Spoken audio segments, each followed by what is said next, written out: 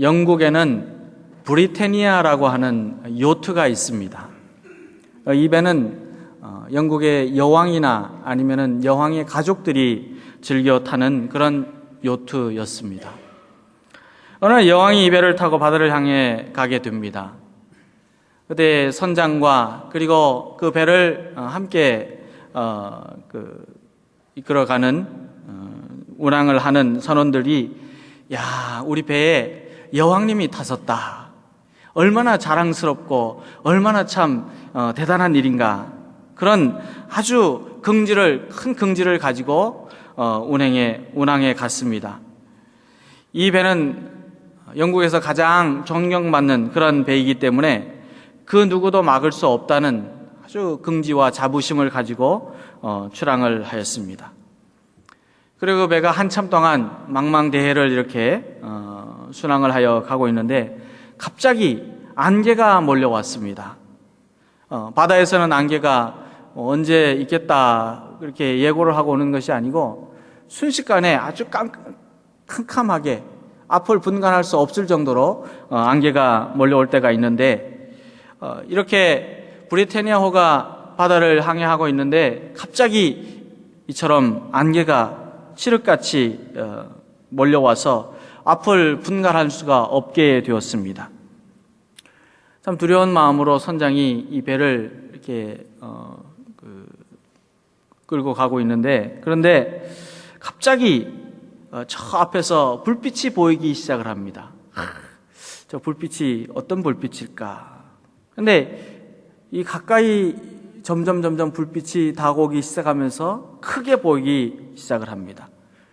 잘못하다가는 이 배가 앞에 오는 불빛과 부딪히면서 큰 사고가 날 그런 위기에 처해져 있었습니다. 그래서 가까이 다가오는 불빛을 향하여서 선장이 소리를 외쳤습니다. 큰 소리로 비키시오. 이 배는 브리테니아호입니다. 여왕이 타고 있습니다. 지금 비키지 않으면 큰 사고가 나니 빨리 비키시오. 어디 감히 여왕 앞에서 이렇게 그 길을 막는단 말입니까? 그런데 이 불빛은 조금도 움직일 생각이 없었습니다. 그저 계속해서 다가오는 것 같았습니다. 점점 커져갔습니다. 불빛은 곧 부딪힐 것처럼 눈앞에 가까이 왔습니다. 다급해진 이 브리테니아 선장이 더 큰 소리로 외쳤습니다. 빨리 비키란 말입니다. 이 배가 어떤 배인지 아십니까? 브리테니아호입니다. 그러니 빨리 비키십시오. 어디 여왕님이 타고 가는 이 배를 막고 그렇게 방해를 합니까? 빨리 비키십시오. 그런데도 이 불빛이 계속 앞으로 다가오는 거예요. 큰일 났습니다. 그래서 급박한 나머지 또 소리를 지릅니다. 그랬더니 저쪽에서 소리가 들려옵니다. 아이 참, 그 바보같이 왜 그러십니까? 이 불빛은 등대입니다. 등대인데 빨리 방향을 틀어서 가야지. 그렇지 않으면 당신이 크게 위험에 처할 수 있습니다. 누가 비켜야 되겠습니까? 등대가 비켜야 되겠습니까? 아니면은 아무리 여왕이 탄 배라고 하더라도 이 브리테니아호가 방향을 바꿔야 되겠습니까? 아무리 지체 높은 여왕이 타고 있는 배라고 하더라도 등대가 비켜갈 수는 없습니다. 바다에 있는 모든 배는 등대의 불빛을 따라가야 합니다. 겸손하게 따라가야 합니다. 보고 그대로 방향을 바꾸어야 합니다. 이와 마찬가지로 모든 인간은 하나님 앞에 잠잠하고 겸손해야 합니다. 아무리 잘나고 아무리 강하고 아무리 유능하고 아무리 부유하여도 인간은 하나님 앞에서 피조물일 뿐입니다. 인간은 하나님 앞에 겸손하고 하나님 앞에 따라가야 되고 하나님의 그 불빛을 순종해야 합니다. 그런데 인간이 자신을 자랑하고 자신의 이름을 나타내려고 하면 그것은 교만한 마음 때문입니다. 교만하기 때문입니다. 불빛이 비치고 그 불빛을 따라가야 되는데 자기가 그 불빛을 비키라고 하는 것은 교만함 때문입니다. 교만하면 자기를 스스로 높이려고 하거나 아니면 자기를 스스로 자랑하고 싶어하는 마음을 가지게 됩니다. 그렇게 되면 어떻게 되느냐? 결국 스스로 파멸의 길에 들어설 수밖에 없습니다. 하나님의 자녀가 된 저와 여러분도 마찬가지입니다. 모든 인간이 그렇듯이 하나님의 자녀가 된 저와 여러분도 교만하면 안 됩니다. 우리의 인생의 주인은 오직 예수 그리스도 한 분뿐이십니다. 오직 예수 그리스도만이 우리를 다스리시는 분이십니다. 그런데 우리가 스스로를 높이려고 하고 스스로를 자랑하려고 하고 스스로 인생의 주인이 되었다 하는 생각을 하게 되면 그때부터 교만하게 됩니다. 교만하면 어떻게 됩니까? 교만하면 망하게 되는 거예요. 잠언서 16장 18절 말씀을 보면 교만에는 멸망이 따르고 거만한 마음에는 파멸이 따른다. 그렇게 말씀하고 있습니다.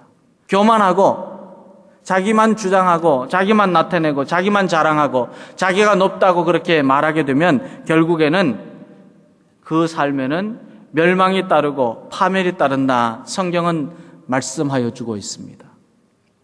예수님께서도 교만은 용납하지 않으십니다. 왜냐하면 교만은 죄악된 마음이기 때문입니다. 그렇기 때문에 우리는 교만한 마음을 가지고 있으면 누구든지 그것이 어떤 직분을 가지고 있든지 어떤 사람이든지 나이가 많든지 어리든지 다 하나님 앞에서 멸망하게 되고 파멸을 하게 됩니다. 창세기 11장에 보면은 노아 홍수 이후의 사건에 대해서 우리에게 말씀하여 주고 있습니다. 하나님께서 홍수로 세상을 심판하신 후에 노아의 자손들은 동방으로 이주하여서 살게 되었습니다.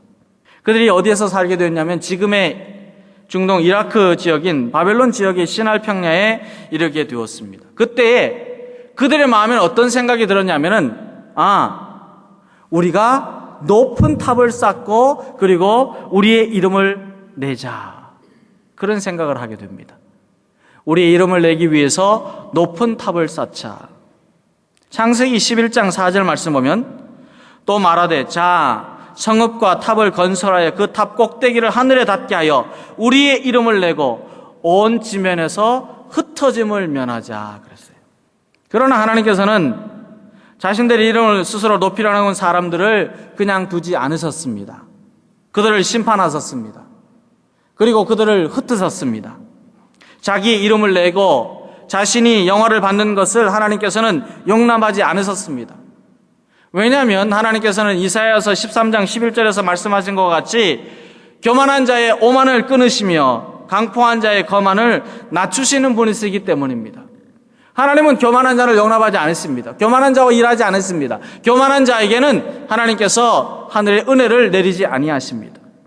주님의 자녀가 된 저와 여러분은 우리가 가지고 있는 건강, 지식, 지위, 물질, 재능 이 모든 것을 하나님의 영광을 위해서 사용해야 합니다. 하나님이 주신 것으로 하나님의 영광을 위해서 사용해야지 내 이름을 높이고 나를 자랑하고 내가 나의 힘으로 무언가를 하려고 하는 그런 삶이 되어서는 안 된다는 말입니다. 사도 바울은 고린도전서 10장 31절에서 그런즉 너희가 먹든지 마시든지 무엇을 하든지 다 하나님의 영광을 위하여 하라 그랬습니다. 무엇을 하든지. 이 말씀을 우리가 먹는 것을 통하여서, 가정을 통하여서, 일터를 통하여서, 자녀를 통하여서, 생업을 통하여서, 아니 지금 우리가 사용하고 있는 모든 도구를 통하여서, 여러분도 그렇고 저도 그렇고 전자기기를 많이 사용합니다. 이 시대에는 무엇을 사용하든지 우리는 모두 하나님의 영광을 위하여 살라, 그렇게 가르쳐주는 말씀입니다. 내가 나를 나타내는 교만함은 버리고 주님의 영광을 위하여 겸손하게 살라 가르쳐주고 있습니다. 그것이 하나님의 자녀된 삶의 목적이어야 합니다. 우리의 삶의 모습이어야 합니다. 저와 여러분이 하나님의 영광을 사는 모습이 하나님이 원하시는 삶이라는 것을 깨달아 알아야 합니다. 오늘 말씀은 하나님의 독생자 예수님이 스스로 교만하여지지 않기 위하여서 자기 자신을 얼마나 살피시고 경계하시는가를 우리에게 가르쳐주는 내용이 기록되어 있습니다. 오늘 말씀에 보면은 두 가지의 사건을 하나처럼 우리에게 전하여 주고 있습니다. 그런데 이 말씀을 보면 우리 주님께서는 교만을 얼마나 멀리 하시고 그리고 교만한 삶을 피하시고 겸손하기 위하여 어떤 모습이 되셨는가 우리에게 가르쳐 줍니다. 우리는 하나님 앞에 교만하여서는 안 됩니다. 겸손한 자가 되어야 합니다. 그러나 오늘 말씀을 통하여서 예수님의 모습을 통하여서 우리가 어떻게 하여야 교만은 벗어버리고 그리고 겸손한 자로 살아갈 수 있는지 함께 몇 가지 은혜를 나누고자 합니다. 오늘 말씀을 보면 예수님께서 물고기 2마리와 보리떡 5개로 5,000명을 먹이신 일 때문에 사람들이 이야, 우리 주님은 대단하신 분이시다. 이분이야말로 우리를 다스리시는 왕이 될 만한 능력을 갖추신 분이시다 하는 그런 생각을 가지게 되었습니다. 예수님은 메시아가 됐습니다. 그런데 예수님께서 물고기 2마리와 보리떡 5덩어리로 5,000명 이상을 먹고도 12강주리가 남는 그 모습을 보면서 생명의 메시아로 받아들이기보다는 정치적인 메시아, 정치적인 변혁가, 우리를 돕는 그런 통치자로 먼저 생각을 하게 되었습니다. 그러나 예수님은 무리들이 메시아에 대해서 바르게 이해하지 못하여서 잘못된 반응을 보이시다 45절 말씀을 보면 그곳을 급히 떠나시면서 제자들도 갈릴리 건너편 벳세다로 가도록 재촉하고 계시는 모습을 우리가 보게 됩니다. 예수께서 즉시 제자들을 재촉하사 예수님은 무리들을 떠나시고 그리고 제자들을 급히 벳세다로 건너가게 하셨던 이유가 있습니다. 그것이 뭐냐 하면 예수님은 겸손의 왕, 구원의 메시아로 오셨음에도 불구하고 사람들이 예수님을 자기들의 지배자로 오셨다고 하는 것을 생각했기 때문입니다. 예수님에 대해서 어떻게 이해를 했느냐? 예수님은 겸손의 왕이 아니라 다스리는 왕이다. 그렇게 생각하였기 때문입니다. 예수님께서 분명히 우리에게 말씀하여 주시기를 예수님이 이 땅에 오신 목적은 섬기려 하고 다른 사람들의 목숨을 구원하기 위하여서 대속물로 오셨다고 말씀하여 주셨습니다. 섬김을 받기 위하고 대접을 받기 위해서 오신 분이 아닙니다. 도리어 다른 사람들보다 자신을 낮추시고 섬기는 자가 되기 위하여 오셨습니다. 그래서 예수님은 자신이 5,000명을 먹이시고도 또 말씀을 가르치셨던 그곳에 남아있다면 스스로 높이려고 하는 사람들 때문에 자기 자신도 교만하게 될 것이라고 하는 것을 알고는 그곳을 떠나섰습니다. 그리고 제자들을 먼저 건너편 벳세다로 보냈습니다. 사랑하는 성도 여러분, 우리가 어느 자리에 안일하게 머물러 있으면 교만하게 됩니다. 자기 자신이 안정되고 그리고 자기 자신이 높임을 받는 그 모습으로 그냥 그 자리에 머물러 있으면 교만한 마음을 가지게 됩니다. 자꾸 자기만 보게 되고 그리고 섬김을 받으려 하기 때문입니다. 그러나 이처럼 그 자리에 머물러서 교만하게 되면 하나님께서는 엄중하게 벌을 내리십니다. 그리스도인은 겸손히 주님을 섬겨야 하고 주님의 백성은 주님을 섬겨야 하는, 주님의 백성들을 섬겨야 하는 그런 사명이 있습니다. 그 자리에 머물러서 받기만을 기다리고 있다면 그 길은 패망의 길이요 멸망이 따르는 길이라고 하는 것을 저와 여러분은 알아야 합니다. 사랑하는 성도 여러분, 저와 여러분은 교만의 자리에서 물러날 수 있기를 바랍니다. 여러분이 있는 그 자리가 여러분을 교만하게 만드는 자리라면 그 자리에서 지금 일어나서 떠날 수 있는 믿음의 결단이 있기를 바랍니다. 그리고 건너편 벳세다에 있는 겸손의 자리로 옮겨져서 겸손하게 섬기는 주님의 자녀가 될 수 있기를 바랍니다. 여러분의 재물이, 우리의 학식이, 우리의 권세가, 우리가 가지고 있는 명예가, 우리가 하고 있는 일이 우리를 하나님 없이 살게 하고 겸손히 섬기지 못하게 한다면 우리는 그곳을 떠날 수 있는 믿음의 결단이 있어야 합니다. 주님의 자녀는 겸손히 주님을 섬기는 자들이 되어야 합니다. 그래야 주님이 살리시는 일에 쓰임을 받고 우리 자신도 살게 되고 그리고 이웃도 살리는 생명의 사람이 될 수 있기 때문입니다. 우리 주님께서는 교만의 자리를 떠나십니다. 그리고 겸손의 자리로 나아갔습니다. 저와 여러분도 주님을 겸손히 따르는 그 자리로 나아가는 하나님의 백성들이 다 되어서 주님 쓰시기에 합당한 그릇이 되고 주님의 살리는 일을 위하여 쓰임받는 복된 생애가 되기를 주님의 이름으로 기원합니다. 46절 이후의 말씀을 보면 예수님께서 무리와 작별하신 후에 기도하러 산으로 올라가셨습니다. 그런데 교만한 사람은 기도하지 않습니다. 겸손한 사람만이 기도합니다. 왜냐하면 기도는 하나님을 의지한다는 믿음의 고백이기 때문입니다. 기도는 내 힘이 아니라 오직 아버지 하나님의 능력을 입고서야 내가 비로소 모든 것을 할 수 있습니다 결단하며 드리는 겸손의 고백이기 때문입니다. 우리 주님은 하나님을 향하여 기도하러 가십니다. 하나님의 자녀는 우리 주님과 같이 열심히 기도해야 합니다. 모든 일에 열심히 기도해야 거룩하게 살 수 있기 때문입니다. 열심히 기도하는 저와 여러분이 되기를 바랍니다. 열심히 기도해야 성령의 능력으로 살게 됩니다. 겸손히 하나님 앞에 무릎 꿇고 기도해야 우리의 가정은 행복하게 됩니다.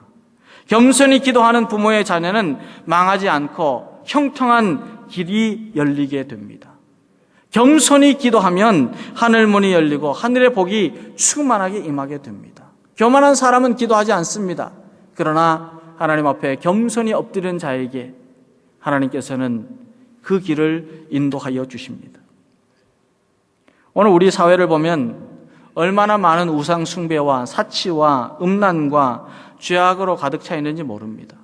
그렇기 때문에 하나님의 자녀는 기도하지 않으면 금방 영적인 병이 들게 됩니다. 유혹을 이겨내지 못하게 됩니다. 기도해야 시험을 이길 수 있게 되고 뜨겁게 기도해야 신앙이 회복될 수 있고 기도할 때에 세상의 악한 사단의 세력을 이기게 됩니다. 예수님은 세상의 권세, 세상의 유혹, 세상의 자리 높아지려고 하는 그 교만의 유혹을 이기기 위하여 하나님을 의지하며 기도하러 갔었습니다. 그것에 머물러서 사람들의 칭송을 받고 사람들의 그 높임을 받고 사람을 다스리는 자에 남아있지 아니하시고 겸손히 하나님을 향하여 도우심을 구하고자 기도하러 올라갔습니다. 예수님은 하나님의 영적인 교제를 그치지 않기 위하여서 쉬지 않고 기도하러 갔었습니다. 저와 여러분도 교만하지 않고 날마다 하나님을 의지하며 기도하는 겸손한 그리스도인이 되기를 바랍니다. 날마다 쉬지 않고 기도하여야 합니다. 하나님은 인생의 주인이 되시고 우리를 도와주시고 우리의 구원이 되시는 분이시라 하는 그 믿음을 가지고 하나님을 인정하고 겸손히 기도하는 하나님의 자녀들이 되어서 역경을 이기고 이 세상을 이기고 승리할 뿐 아니라 우리 주님의 큰 뜻을 이루어가는 하나님의 겸손한 백성들이 다 되기를 주님의 이름으로 기원합니다. 47절 이후의 말씀을 보면 예수님이 물리를 걸으신 내용이 기록되어 있습니다. 이 말씀을 보면 우리가 교만하지 않고 겸손히 살아야 된다는 우리 주님의 교훈을 가르쳐 주시는 말씀이 됩니다. 제자들이 배를 타고 바다 건너편에 있는 벳세다로 갈 때에 바람이 거슬림으로 큰 어려움에 빠지게 됩니다. 그때 배는 어디에 있었냐면은 바다 한가운데 있었습니다. 바다라고 해도 이 갈릴리 호수입니다. 그런데 이 갈릴리 호수는 해수면보다 많이 낮게 되어 있기 때문에 언덕에서 바람이 불어오면 갑자기 예기치 않는 돌풍이 일어나게 됩니다. 바다에 바람이 많이 거슬리면서 제자들이 큰 어려움에 빠지게 되었습니다. 그런데 예수님께서는 무태에 계시면서 제자들의 모습을 보고 계셨어요. 저녁 때에 예수님께서 제자들을 건너편 벳세다로 가게 하셨지만은 그런데 아직도 배가 바다에 있고 건너편에 다다르지 못했습니다. 보통 보면은 이미 도착해야 될 때인데 제자들이 어려움을 당하고 있었습니다. 밤 사경이 되도록 폭풍과 싸우며 어찌할 바를 모른 채 절망하고 있는 모습을 우리가 오늘 말씀을 통해서 보게 됩니다. 밤 사경이라고 하면 유대인들은 보통 밤을 시간을 계산할 때 3등분으로 나눠서 계산을 합니다만은 그때 당시에는 로마의 지배 아래에 있었기 때문에 4등분으로 계산해서 나누면은 새벽 3시에서 한 6시쯤 되는 그런 시간이었습니다. 아주 깊은 밤이었습니다. 그런데 바다의 풍랑으로 제자들이 어려움을 당하고 있습니다. 48절 말씀을 보면 예수님께서 힘겹게 노를 젓는 제자들을 보시고 오히려 그들을 그냥 지나가시려고 하셨다. 그렇게 우리에게 전하여 줍니다. 예수님이 보고 계셨습니다. 그리고 풍랑이 일어서 제자들이 얼마나 힘겹게 노를 젓는지 알고 계셨습니다. 밤이 맞도록 배가 해안에 다다를 수 있도록 정말 사투를 벌리면서 그렇게 수고하고 노를 저었습니다. 그런데도 예수님께서 그들에게 다가오셔서 도와주셨다가 아니고 지나가셨다. 여기에 큰 의미가 있습니다. 예수님은 제자들이 그 역경을 헤쳐나가기를 밤이 맞도록 지켜보며 기다리십니다. 그리고 그들이 포구에 안전하게 이르기를 기대하셨습니다. 예수님이 이처럼 기다리시고 기대하셨던 일이 무엇이었을까? 예수님은 풍랑을 만난 제자이든지 아니면 인생의 바다에서 풍랑을 만나 역경을 만나서 고통하는 오늘 우리든지 오직 우리의 구조가 되시는 예수님만을 신뢰하고 의지하기를 원하고 계십니다. 우리가 주님을 의지하고 주님을 바라보고 역경을 이겨내고 영적인 전진을 이루어 가기를 기다리고 계십니다. 우리가 참으로 믿음의 수고를 다하여서 하나님 나라에 안전하게 다다르고 주님 주시는 영원한 평안과 즐거움을 누릴 수 있기를 기대하고 계신다는 말씀입니다. 이러한 자세가 겸손한 신앙의 자세요. 이 신앙이 바로 우리를 살리는 믿음이기 때문입니다. 나는 나 혼자 할 수 있어. 내가 이겨낼 수 있어. 내가 방법도 다 알아. 그러면서 다가가는 것이 아니라 오히려 주님이 계시지 아니하면 이 풍랑을 이겨낼 수가 없습니다. 주님 도와주십시오. 주님께 맡기고 의지하는 겸손한 자가 될 수 있도록 주님은 오늘도 기다리신다는 말씀입니다. 하나님 나라로 들어가는 길은 순탄하지만은 않습니다. 하나님 나라에는 기쁨이 있고 즐거움이 있고 평안이 있고 영원한 생명이 있고 하나님 나라에 우리 주님께서 예비하신 아름다운 처소가 있지만 그러나 하나님 나라로 들어가는 그 길은 때로는 시련이 따릅니다. 시험이 찾아오기도 합니다. 마치 바다에 풍랑이 일고 바람이 몰려오는 것과 같이 영원한 하나님 나라를 향해 가는 그 길에는 역경이 따르고 시련의 바람이 불어오기도 합니다. 예수님의 제자들도 바람이 거슬러서 불어왔기 때문에 일어나는 파도를 헤쳐나가기가 몹시 어려웠습니다. 애를 쓰며 노를 젓고 있었습니다. 얼마나 힘들었냐면은 48절에 보면은 힘겹다 그랬어요. 힘겹게 노를 젓는 그런 수고를 하였습니다. 이 힘겹다라고 하는 원래 말은 시험하다, 고문을 당하다, 지치게 하다 하는 그런 뜻이에요. 제자들이 그토록 갈릴리 바다에서 고기를 잡으면서 생활하였기 때문에 이 바다의 풍랑이 어떻게 일어나는지 또 어떻게 하면 헤쳐나가는지 상식적으로는 알고 있었어요. 그런데 그때 만나는 풍랑이 그들에게도 얼마나 힘겨웠는지 아무리 노를 젓고 수고하여도 갈 수가 없는 거예요. 그들의 능력으로 역부족을 느끼고 심한 고통을 당하고 있었다 하는 그런 뜻입니다. 우리는 고통을 안 당합니까? 어려움이 없습니까? 역경이 없습니까? 여러분 인생의 바다를 건너갈 때에 우리에게 아픔이 없습니까? 괴로움이 없습니까?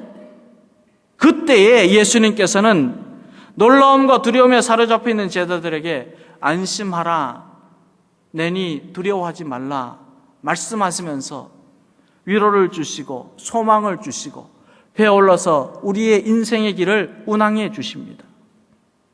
사랑하는 성도 여러분, 저와 여러분도 하나님 나라로 가는 여정에서 예상하지 못한 험난 일들을 만날 수가 있습니다. 그러나 예수님은 내가 너와 함께 하지 않니?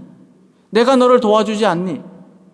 내니 두려워하지 말라, 염려하지 말라 말씀하시면서 우리 인생을 주님께 맡기기를 지금 기대하고 계십니다. 주님을 의지하기를 기대하고 계십니다. 주님을 바라보고 주님의 손을 붙잡고 나아가기를 지금 기다리고 계십니다. 교만하지 말라는 거예요. 내 힘으로 내 뜻대로 하려고 애쓰지 말라는 거예요. 주님께 맡기고 의지하고 나아가라는 겁니다. 가정도 맡기고 자녀도 맡기고 일도 맡기고 삶도 맡기고 우리의 모든 사역도 맡기고 주님의 몸된 교회도 맡기고 주님께 맡기고 나아가라는 겁니다. 그것이 믿음이라는 겁니다. 예수님 우리가 환난과 역경을 이길 수 있는 길은 오직 그리스도 예수님 한 분뿐이시기에 맡기라고 말씀합니다. 두려워하지 말고 하나님 나라를 향하여 갈 때에 힘과 용기와 권세와 인도하는 은혜가 여기 있으니 나에게로 가까이 오라 말씀하여 줍니다. 사랑하는 성도 여러분, 예수님은 우리가 교만하지 않기를 바라시고 겸손히 주님을 의지하고 주님을 바라보도록 기다리고 계십니다. 우리가 주님께 나아가 도우심을 구하고 주님을 의지하기를 원하십니다. 그리고 우리가 안주하는 자리에 머물러 있지 않고 영적인 전진을 이루어가기를 간절히 기다리고 계십니다. 다니엘서 5장에 보면 벨사살 왕에 대한 내용이 기록이 되어 있습니다. 느부갓네살의 아들인 벨사살 왕은 마음을 겸손하게 낮추거나 하늘의 임금이 되시고 주님이 되시는 하나님을 순종하는 그런 사람이 아니었습니다. 오히려 하나님을 거역하고 스스로를 높였던 사람입니다. 그것뿐만이 아니고 하나님의 성전에 있던 그릇들을 가져와서 이 벨사살 왕은 그의 왕비, 후궁들, 초대한 손님들, 신하들 다 한 자리에 불러 모아놓고 그 성전 기명에다가 술을 따르고 나누면서 잔치를 베풀었던 그런 사람입니다. 그러면서 그는 보거나 듣거나 알지도 못하는 금이나 은이나 동이나 쇠나 나무나 돌에다가 절을 하면서 이것들이 우리를 지켜준다, 그렇게 찬양을 하면서 그 앞에 절을 하였습니다. 모든 생명을 주관하시는 분이 누구십니까? 인생의 길을 인도하시는 분이 누구십니까? 하나님이 아니십니까? 그런데 벨사살 왕은 창조 물에다가 거기에 신이라고 절을 하고 자기가 가장 높은 임금이라고 자기를 받들라고 하였습니다. 그때에 하나님의 손이 나타나서 벽에 글을 씁니다. 메네 메네 데겔 우바르신. 메네라고 하는 말은 하나님이 이미 임금님의 나라의 시대를 계산하셔서 그것이 끝나게 하셨다 하는 뜻이에요. 데겔이라고 하는 단어는 임금님이 저울에 달리셨는데 무게가 부족함이 드러났다라고 하는 그런 뜻입니다. 우바르신이라고 하는 말에는 베레스라고 하는 단어가 나오는데 이 말은 임금님의 왕국이 둘로 나누어서 메데와 페르시아 사람에게 넘어갔다. 벨사살이 이미 하나님의 저울에 달아서 다 끝이 나고 그리고는 끝이 났다, 나라도 다 끝났다 하는 그런 의미입니다. 그날 밤에 하나님의 채찍이 벨사살 왕에게 임하였습니다. 페르시아 대군이 들여닥쳐서 바벨론 제국은 하루아침에 멸망을 당합니다. 그 영화로운 그 땅이 초토화가 됩니다. 벨사살은 어떻게 되었느냐? 교만함 때문에 하나님의 진노를 받아서 전쟁터에서 불에 타서 죽습니다. 시신을 건질 수가 없어요. 하나님은 교만한 사람은 패망하게 하시고 교만하면 그 생명을 거두십니다. 그러나 겸손히 하나님 앞에 엎드리는 백성들에게는 은혜를 베푸시고 구원하시고 영원한 하나님 나라에 들어가서 기쁨과 평안과 생명을 누리는 복을 내려 주십니다. 사랑하는 성도 여러분, 예수님은 교만의 자리에서 떠나서 겸손의 자리로 나아갑니다. 하나님을 의지하고 하나님께 기도하고 하나님의 백성들이 하나님을 의지하도록 기다리고 계십니다. 저와 여러분은 교만하지 않고 오직 예수님을 의지하는 겸손한 자들이 되어서 여호와께서 베풀어 주시는 복을 누리고 그리고 우리 영원한 본향이 되는 하나님 나라로 들어가는, 하나님 나라가 있는 건너편 벳세다로 향하여 전진하는 주님의 자녀들이 될 수 있기를 바랍니다. 주님을 따라가는 그리스도인이 주님을 따라가는 삶이 되기를 바랍니다. 이 한 주간도 하나님 앞에 더욱더 겸손하여서 주님의 주시는 풍성한 복을 누리게 되기를 간절히 기원합니다.